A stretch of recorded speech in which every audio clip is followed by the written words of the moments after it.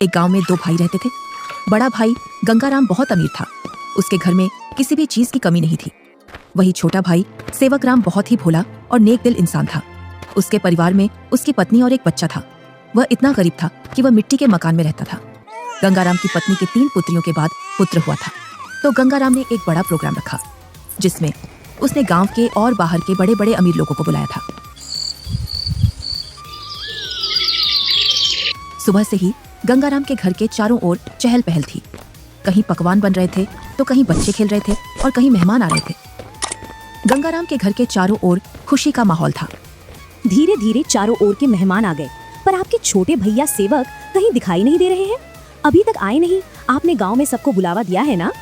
अरे हाँ, बुलाया है उसको। आता ही होगा अपने बच्चों के साथ। तू यहीं रुक और मेहमानों को देख, मैं अभी आता हूँ व्यवस्था देखकर। इतना कहकर गंगाराम घर से बाहर चला जाता है और गुनगुनाता है, मैं उसको अपने प्रोग्राम में क्यों बुलाऊं? वो कहाँ और मैं कहाँ। मेरे यहाँ एक से बढ़कर एक अमीर मेहमान आ रहे हैं।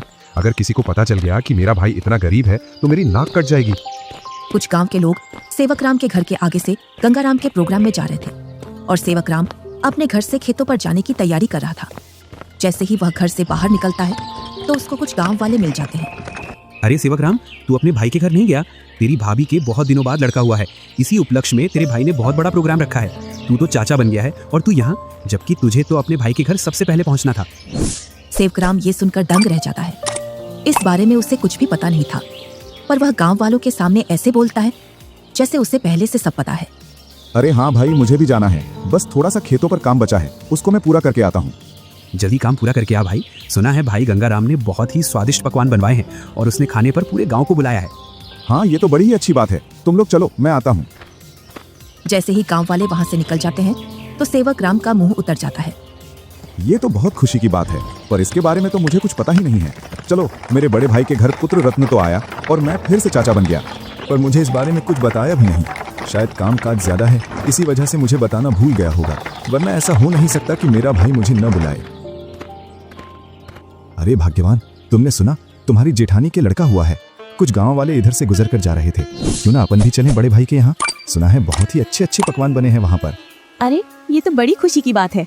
आप फिर से चाचा बन गए और मैं चाची, परंतु उन्होंने हमें बुलाया नहीं। बिना बुलाए हम कैसे जा सकते हैं उनके प्रोग्राम में? बिना बुलाए वहाँ जाना सही नहीं होगा। अगर गांव में इस बात का पता चल गया कि हम बिन बुलाए उनके प्रोग्राम में आए हैं तो लोग क्या कहेंगे? बड़े भैया इतना बड़ा प्रोग्राम कर रहे हैं और इतने बड़े प्रोग्राम में पूरे काम की जिम्मेदारी भी उन्हीं पर है। तुम्हें पता है ना उनके पास कितना कामकाज होगा। इसी कामकाज की वजह से हमसे बोलना भूल गए होंगे, और प्रोग्राम वाला आदमी तो कुछ ना कुछ तो भूल ही जाता है। आप लोग चलो ना, मैं अपने ताऊ का घर और अपने छोटे भाई को देख आऊंगा। कैसे चलें बेटा? मन तो मेरा भी बहुत कर रहा है जाने को, पर उन्होंने हमें प्रोग्राम का निमंत्रण भी नहीं दिया और ना ही हमसे बोला। उन्होंने फिर किस मुंह से उनके प्रोग्राम में जाएं? क्या हम अपने छोटे भाई से मिलने नहीं जाएंगे पापा? क्यों नहीं, हम जरूर चलेंगे आपके छोटे भाई से मिलने के लिए। क्यों आप छोटे बच्चे को झूठी तसल्ली दे रहे हो? तुम्हें पता है ना, तुम्हारे बड़े भाई हमें उनके बराबर नहीं समझते हैं, तभी तो उन्होंने हमें प्रोग्राम में नहीं बुलाया है। तुम तो सदा गड़े मुर्दे उखाड़ती हो। ऐसा नहीं है, वो हमको चाहते हैं। वो तो कामकाज की वजह से बुलाना भूल गए हैं। तुम्हें लग रहा है कि भैया तुम्हें बुलाना भूल गए हैं, तो तुम जाओ। बिन बुलाए मैं नहीं जाने वाली कहीं। मैं तो खूब खुश हूँ अपने घर में। आपको जाना है तो जाओ। ठीक है, मैं और मुन्ना चले जाते हैं। तुम्हें नहीं जाना तो मत चलो। आप जा रहे हो तो जाओ, पर उधर से जल्दी लौट कर आना। सेवकराम और उसका बच्चा प्रोग्राम में जाने के लिए तैयार हो जाते हैं।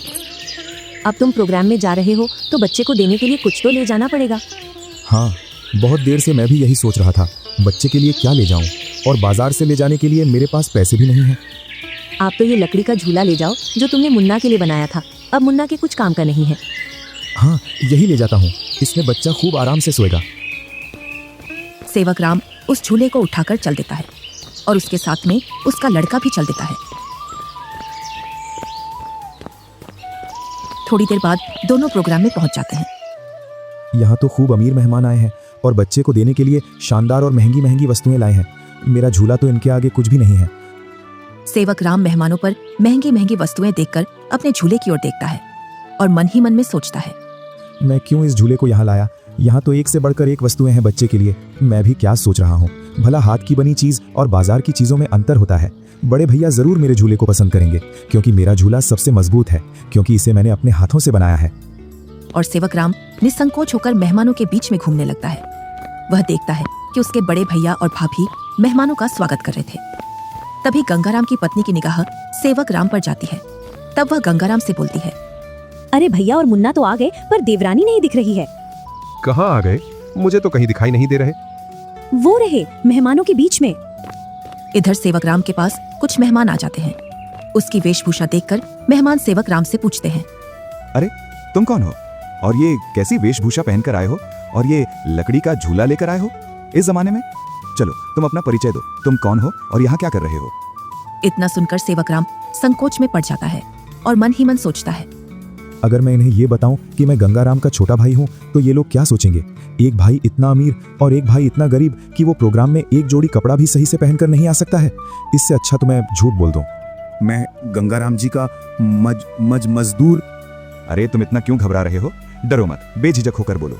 गंगाराम जी का मैं मजदूर मैं छोटा भाई हूँ। वह बहुत कोशिश करता है झूठ बोलने की, लेकिन उसके मुंह से सच निकल जाता है। क्या बोल रहे हो? तुम्हें पता है ना तुम गंगाराम जी को अपना भाई बता रहे हो? तुम्हें पता है ना वो कहाँ और तुम कहाँ? अपने आप को देखो और उनका प्रोग्राम देखो। इतने में ही गंगाराम वहां आ जाता है और बोलता है, क्या बोल रहा है ये? ये तुम्हें अपना भाई बता रहा है कि तुम इसके भाई हो। मेरा भाई होता तो वो इस हालात में रहता। ये तो मेरा हारी है, हारी। इसको मैंने एक दिन प्यार से भाई क्या बोल दिया, मुझे अपना भाई बताने लगा। इतना सुनकर सेवक राम अपना सिर झुका लेता है। आप प्रोग्राम का आनंद लीजिए। चलो मैं और मेहमानों से मिलता हूँ। जी आप मिलिए, हम भी और परिचितों से मिल लेते हैं। चलो तुम यहाँ से बाहर चलो, मुझे तुमसे कुछ बात करनी है। दोनों भाई एकांत में चले जाते हैं। जब तुम्हें पता है मेरे यहाँ एक से बढ़कर एक मेहमान आए हैं, फिर भी तू प्रोग्राम में घुस आया मेरी नाक कटवाने के लिए। और ये क्या लेकर आया है मेरे लड़के के लिए? लकड़ी का झूला। इस झूले में सोएगा मेरा लड़का। मेरा लड़का तो मखमल के झूले में सोएगा। किसमें? मखमल के झूले में। जा यहाँ से, मुझे दिख मत जाना अब इस प्रोग्राम में। अगर कुछ खाना बचेगा तो मैं सुबह भिजवा दूंगा तेरे घर पर। और हाँ, साथ में अपने लड़के को भी ले जाना यहाँ से। मुन्ना की माँ ठीक बोल रही थी कि बिन बुलाए वहां मत जाओ। मेरी ही गलती है जो मैं बिन बुलाए यहाँ आ गया। सेवक राम अपने बच्चे को लेकर अपने घर की ओर चल देता है, बड़े ही उदास मन से। इतने में ही बच्चा बोलता है, पापा, हम छोटे भैया से भी तो नहीं मिले और आप इतनी जल्दी घर चल रहे हो। सेवक राम थोड़ी हिम्मत करके अपने लड़के से बोलता है, बेटा हम शाम को आएंगे। खेतों पर कुछ काम बाकी रह गया था, वो मुझे याद आ गया है। उसे करके मैं आ जाऊंगा। उसके बाद चलेंगे हम तेरे छोटे भाई से मिलने के लिए। दोनों घर पहुंच जाते हैं। मुन्ना घर से बाहर बच्चों के साथ खेलने के लिए चला जाता है। इधर सेवक राम अपनी पत्नी को पूरी घटना सुना देता है और उसकी आंखों से आंसू छलक जाते हैं। पता नहीं ईश्वर की कैसी लीला है, आज भाई ने भाई को पहचानने से मना कर दिया। आप रोइए मत, ईश्वर एक दिन सब ठीक कर देगा। ईश्वर को भाइयों के बीच में इतना फासला भी नहीं रखना चाहिए कि वे एक दूसरे से ही दूर हो जाएं। आप इतना दुख मत मनाइए, सब ठीक हो जाएगा। आप बस ईश्वर पर विश्वास रखिए। तीनों सो जाते हैं।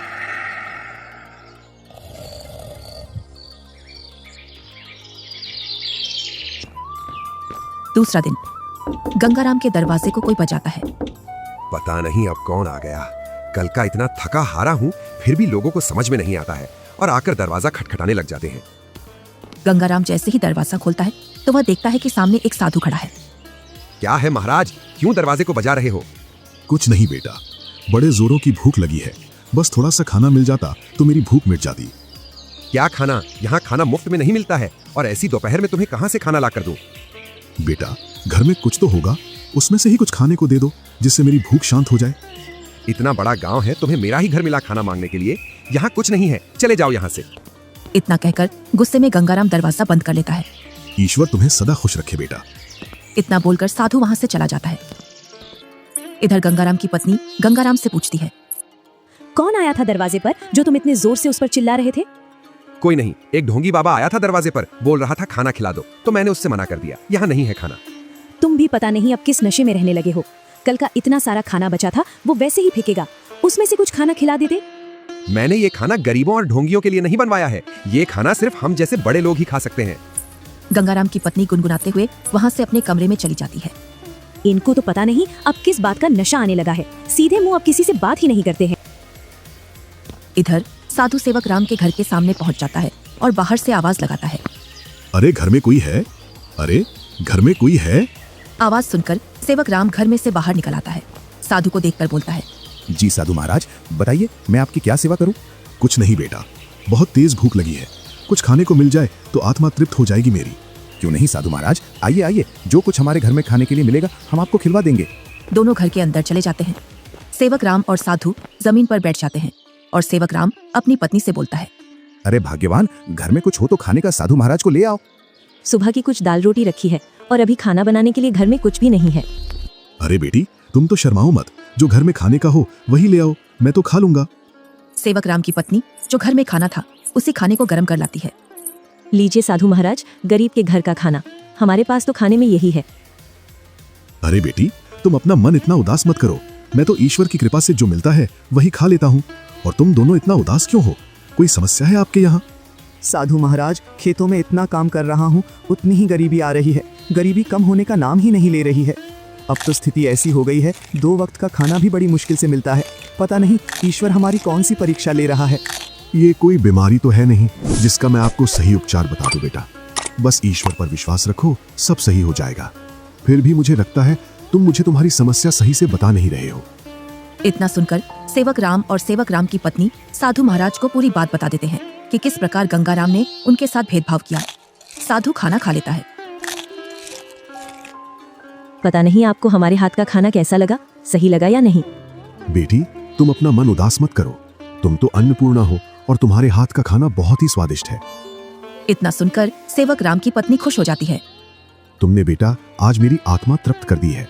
अगर तुम आज मुझे भोजन नहीं देते तो पता नहीं आज भूख की वजह से मेरा क्या होता।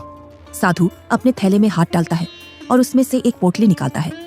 इसमें क्या है साधु महाराज? ये पोटली बेटा बीजों का भंडार है। तुम जिस भी फसल का बीज चाहोगे वो बीज इस पोटली में से निकलेगा, जिससे तुम्हारी फसल साधारण फसल से 10 गुना ज्यादा निकलेगी। ये तो महाराज आपकी असीम कृपा है। ये मेरी नहीं, ईश्वर की कृपा है बेटा। बस एक बात का ध्यान रखना, इस पोटली के बारे में कभी किसी को मत बताना और इसमें से जो बीज निकले उन्हें बेचना नहीं। अगर तुमने ऐसा किया तो ये पोटली आपके किसी काम की नहीं रहेगी। जी साधु महाराज, मैं कभी ऐसा नहीं करूंगा। और साधु महाराज वहां से चले जाते हैं। साधु महाराज के पैर जैसे ही घर में पड़े तब से घर में शांति का अनुभव हो रहा है। हाँ भाग्यवान, अब ईश्वर की कृपा से सब ठीक हो जाएगा। जैसे ही सेवक राम ने अपने खेतों में उन बीजों की बुआई की तो चारों ओर सेवक राम की फसल के ही चर्चे थे। इधर गंगाराम अपने धन के घमंड में जी रहा था, जिससे वह किसी से भी सीधे मुंह बात नहीं करता था। इधर सेवक राम की संपत्ति बढ़ रही थी और गंगाराम की घट रही थी, और इसी के साथ गंगाराम के घर में अशांति भी बढ़ रही थी। कुछ ही दिनों में सेवक राम ने गांव में गंगाराम से भी बड़ा मकान बना लिया था और सेवक राम अब अपने घर में खूब खुशी खुशी रह रहा था। पर एक दिन, मालिक, अब मैं आपके यहाँ काम नहीं करूंगा। अब मुझे दूसरे गांव में आपसे ज्यादा जमीन मिल रही है और इससे भी अच्छी उपजाऊ। क्या बोल रहे हो हरिया तुम? तुम्हें पता है मेरे पास कितनी जिम्मेदारियां हैं? तुम चले जाओगे तो मैं अकेला कैसे खेती और घर संभालूंगा, और ऊपर से मैं अकेला आदमी। मुझे जहाँ मुनाफा मिलेगा मैं वहीं काम करूंगा मालिक। अगर मुझे इतनी ही मेहनत में मुझे वहाँ ज्यादा फसल मिलेगी तो मैं वहीं जाऊंगा। अरे हरिया, मैं भी तो तुम्हें खूब मुनाफा करवाता हूँ। बस तुम इस साल और रुक जाओ, मैं जब तक दूसरा हारी देख लूंगा। मालिक, 2 सालों से तुम मुझे बेवकूफ बना रहे हो। न तो तुम अनाज ज्यादा देते हो और न ही तुम दूसरा हारी रखते हो। मैं तो चला, तुम जानो और तुम्हारी खेती। अरे नहीं, ये तो चला गया। अब मैं क्या करूंगा? कई सालों से मैंने खेतों में काम भी नहीं किया है, जिससे अब मुझसे खेतों में काम भी नहीं होगा। क्यों ना मैं सेवक राम के यहाँ जाऊं। अब तक तो उसने उसकी सारी जमीन बेच दी होगी, क्योंकि हालात तो वैसे भी खराब चल रहे थे उसके। वो जरूर मेरे खेतों पर काम कर लेगा। गंगाराम सेवक राम से मिलने के लिए चल देता है। जैसे ही वह उसके घर के सामने पहुंचता है तो वह सेवक राम के घर को ढूंढने के लिए उस मोहल्ले में चारों ओर घूम जाता है। इधर ही थी उसकी झोपड़ी, पता नहीं किधर गई। बहुत देर से ढूंढ रहा हूँ, मिल नहीं रही है। तभी वहां से एक गांव का व्यक्ति गुजर कर जा रहा था तो गंगाराम उस व्यक्ति से पूछता है, अरे भैया, सेवक राम की झोपड़ी थी यहाँ, वो कहाँ है? कितने दिनों बाद आ रहे हो भैया इधर? शादी के बाद अब आया हूँ इधर। इसीलिए तो तुम्हें वो झोपड़ी नहीं मिल रही है। अरे भैया, तुम जो सामने मकान देख रहे हो बहुमंजिला, यही घर है सेवक राम का। ये कैसे हो सकता है? 2 साल पहले तो ये गरीब हुआ करता था। हाँ भैया, 2 साल पहले गांव में सबसे गरीब व्यक्ति यही था। पता नहीं भैया इसने खेतों में कौन सा खाद डाला है जिससे इसकी पैदावार सबसे ज्यादा निकलती है। घर बताने के लिए बहुत बहुत धन्यवाद। और गंगाराम उस घर के अंदर चला जाता है। जैसे ही सेवक राम अपने बड़े भैया को घर के अंदर देखता है तो वह बहुत खुश होता है। अरे मुन्ना की माँ, वो देखो हमारे घर में कौन आया है। बड़े भैया, आओ भैया बैठो। अरे, तुमने इतना शानदार घर कैसे बनाया? तुमने तो पूरा ही नक्शा बदल दिया। बहुत ही शानदार घर बनाया है। कहीं तुमने चोरी चपाटी करके तो ये घर नहीं बनाया? नहीं भैया, मैंने कोई चोरी नहीं की है, ये तो मैंने अपनी मेहनत से बनाया है। ऐसी मेहनत तो तू पहले भी करता था, पर पहले तो तूने ऐसा मकान बनाया ही नहीं। भैया आपसे क्या छुपाना, जब आपका प्रोग्राम था उसके एक दिन बाद हमारे घर पर एक साधु आया था, उसको हमने पेट भर खाना खिलाया था। आज उनके आशीर्वाद की वजह से ये सब है हमारे पास। इतना सुनकर गंगाराम का सिर घूम जाता है और उसकी आंखों तले सब सीन आ जाता है कि किस प्रकार उसने उस साधु को भगाया था। वो साधु तो सबसे पहले मेरे घर आया था, इसका मतलब ये सारा धन मेरा हुआ। क्या बोल रहे हो भैया, ये तो मैंने अपनी मेहनत से खड़ा किया है, ना कि जादू से। ये सब तुझे साधु के आने बाद ही मिला है ना, तो इस गांव में सबसे पहले साधु मेरे घर आया था। अगर मैं उसे खाना खिला देता तो ये सारी संपत्ति मेरी होती। इसका मतलब तूने मेरे अधिकार की संपत्ति छीनी है। ये तो मुझ पर गलत इल्जाम लगा रहे हो भैया। मैं उस साधु को ढूंढ कर लाता हूँ और साधु से तेरे सामने बुलवाता हूँ कि इस संपत्ति पर किसका हक है। और गुस्से में गंगाराम वहां से निकल जाता है। कई दिनों तक वह उस साधु को खोजता है। बड़ी मुश्किल से एक जंगल में तपस्या करते हुए वह साधु मिल जाता है। साधु महाराज प्रणाम। कौन हो बेटा जो तुम मेरी तपस्या में व्यवधान डाल रहे हो? मैं गंगाराम हूँ। आज से 2 वर्ष पूर्व तुम मेरे घर आए थे खाना खाने के लिए, जब तुम्हें जोरों की भूख लग रही थी। तुम तो वही हो ना जिसने खाना देने से मना कर दिया था। हाँ, पर उस संपत्ति पर पहला हक मेरा बनता है जो तुम मेरे भाई को देकर आए हो, क्योंकि तुम खाना मांगने सबसे पहले मेरे घर आए थे। कौन सी संपत्ति? मैंने तो उसे सिर्फ आशीर्वाद दिया था, क्योंकि उसने बड़े ही सम्मान के साथ खाना खिलाया था, और वो धन तो उसकी मेहनत और ईमानदारी का फल है। इतना सुनकर गंगाराम गुस्से में साधु से बोलता है, साधु, तुम मेरे साथ अन्याय कर रहे हो, क्योंकि उसकी संपत्ति पर पहला अधिकार मेरा है, क्योंकि तुम सबसे पहले मेरे द्वार पर आए थे। अगर तुम मुझे ये पहले ही बता देते कि मैं तुझे और भी अमीर बना दूंगा तो मैं तुम्हें उससे भी अच्छा भोजन कराता। उसने क्या खिलाया होगा आपको? सूखी रोटी? गंगाराम साधु से बहुत वाद विवाद करता है और गुस्से में साधु से बोलता है, जिससे साधु को क्रोध आ जाता है।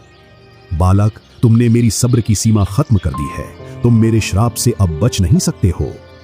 इतना सुनकर गंगाराम के होश उड़ जाते हैं। इतने में ही सेवक राम और गंगाराम की पत्नी आ जाती है।